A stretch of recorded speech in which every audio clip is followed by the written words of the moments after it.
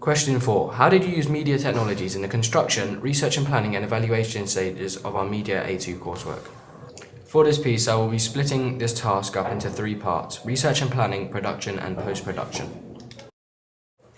So the first stage, which was research and planning, we used the internet quite substantially for this task, and we used websites such as YouTube and IMDb to look at the different things we need to fulfill in order to create a good trailer. We looked at the American Gangster trailer, for example, and we just looked at the different aspects of the trailer, like sound effects, muzzle shots, writing above the character, and how the characters acted and what sort of things you'd fit into the crime thriller genre. This was important for us because we'd find out what we needed to do in order to create a professional piece, well, as professional as possible with the limited resources we had. Public Enemies was a reason it's based in the 1960s, so there's going to be a little bit different, something that we can't really produce by ourselves, amateur on our movie. However, the sense of the darkness and the muzzle shots and just the way the characters portrayed themselves is something that we could introduce into our trailer. Training Day was another example. I mean, the lighting here is a little bit different, however, it still fits our genre and it's quite, and there's a lot of sound effects in it, and the voiceover, for example, that they use. We have a voiceover in our trailer, so it was good to look at and see how they done it. So as well as looking at these trailers, we also used the internet to look at Google Images, for example. I mean, Google's very accessible, and pretty much anyone can go onto Google or find a computer that they can use Google and type in anything. And I thought, because of the easy accessible, we could do this at home, anywhere, and we could have a look and then share our ideas as a group. So yeah, we went onto Google Images and just basically to look at posters, to be honest.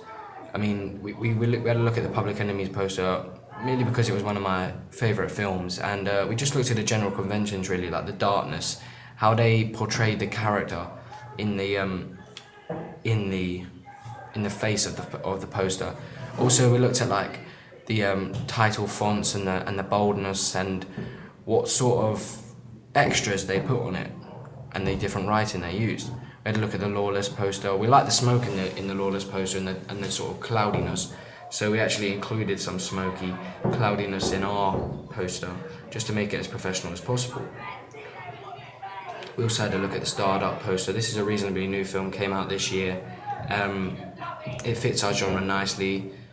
Look, it's in black and white and the darkness is nice, and we actually had our poster in black and white, which is a nice effect. It fits the genre, and it just portrays our character as these gangsters, as these fearless gangsters.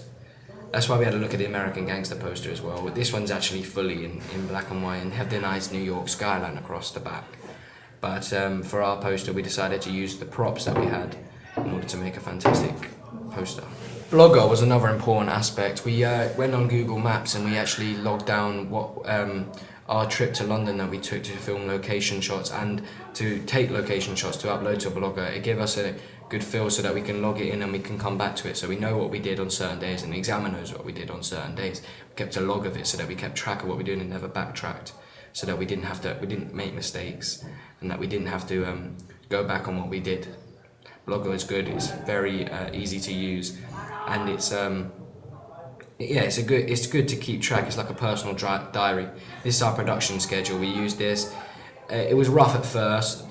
We did go by different days. However, we found out that we needed more days. So it was good that we had those production schedules because we got the things done we wanted to get done on those days. However, we could just add days to it. But I mean, bloggers allowed us to log everything that we've done. We made progress reports, different ideas, shots like that to show different ideas that I've had, different ideas that the groups had, and just log them down just so the examiner can know. It's just personal diary for us, to be honest. My SMS memo on the Samsung Galaxy 3 was very important for us. It allowed me to log my ideas and upload them to the blog. We also made a storyboard so we could keep track of the scenes we were doing before we started filming, so that when we film we know what scenes we're going to be filming. It was very easy to use. The next stage in that was production.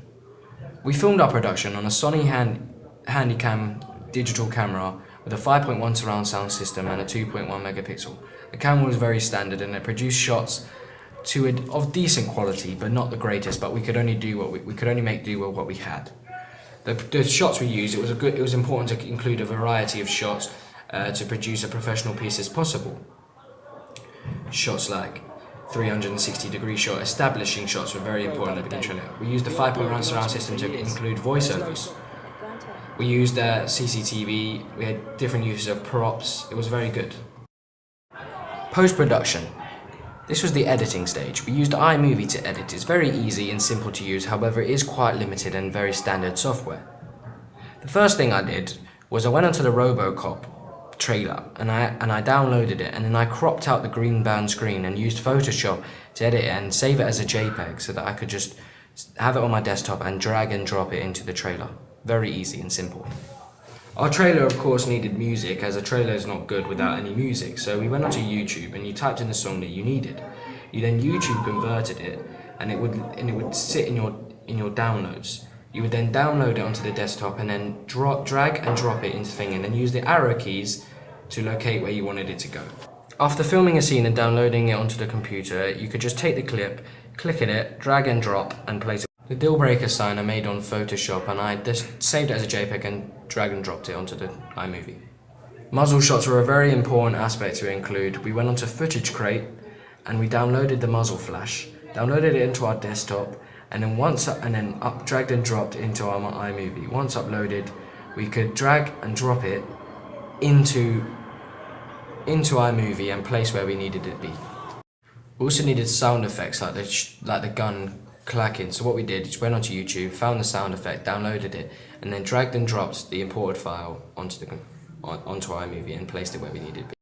Animation was another important aspect, and iMovie didn't alert. You couldn't just get it from iMovie. So what we had to do, go onto Movie Tools, download the animation you want, download it into the desktop, and then once in the desktop, import it into a new event, and then from the new event, just drag it and drop straight and place it into where you want it in the iMovie. You can then do a font on top of it, where you want it, choose the color and the font size. On Photoshop, I created the credits the same way I did the deal breaker movie sign.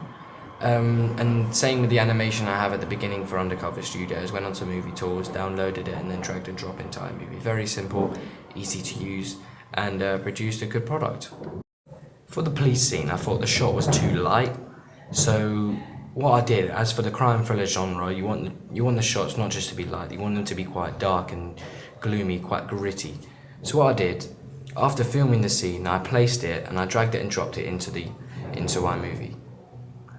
And then for the evaluation, I don't exactly want the sound in because it would be quite annoying for the person to watch. So I just take the volume down and press done. And then to make the clip darker, I clicked options. I went onto video effect, and then I chose the vignette one. You could choose data light or another one, but I chose the vignette, and then just press done. And literally, that's all you got to do. iMovie does it for you, very easy and simple. The final stage of this process was actually creating the evaluation for. So to create the evaluation for, I went onto QuickTime Player, and I started a new screen recording so that it could record whatever I was doing on screen. So that was able for me to go onto YouTube and go onto the different sites and check the different things that I did to be able to show to you what I did, because it recorded the screen, so it recorded everything that I did on the screen. To get the images of the camera, etc., I just downloaded them from Google Images, and the stuff from my SMS memo I sent to myself on email, and I downloaded it and then dragged and dropped it into iMovie. The different scenes that I've included in it, I've just taken them from footage I've filmed and dragged and dropped it into the right place for you to see. It's a very simple thing to do, not hard at all. Everything was very easy and accessible, and nothing was too hard.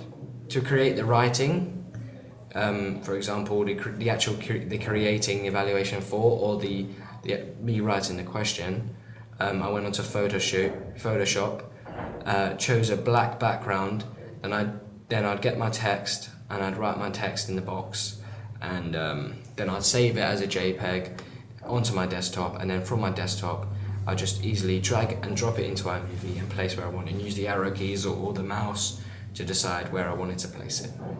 Very, very simple. I did the same thing for writing the question for, the evaluation, the production, post-production and research and planning stages. If I choose to have music in this to make it a little bit more upbeat and not extremely boring as an evaluation for someone watching it, I'd just do the same thing that I did to make the film trailer, and I'd go onto YouTube and download a song or a song that I've already downloaded, and I'll have it on my desktop, and then from my desktop I'll just drag and place where I want it to be, and use the arrow keys on my mouse to choose where I want it to be, and make sure that it's in time and it sounds good. To share this video so that people can actually watch it online, I'd have to go onto I would just go onto share at the top of the screen, share it onto YouTube, wait for it to download, then I'll take the embed code, write it on my blogger, take the embed code, embed it, publish, and wait for it to be ready for people to watch. Thank you for listening.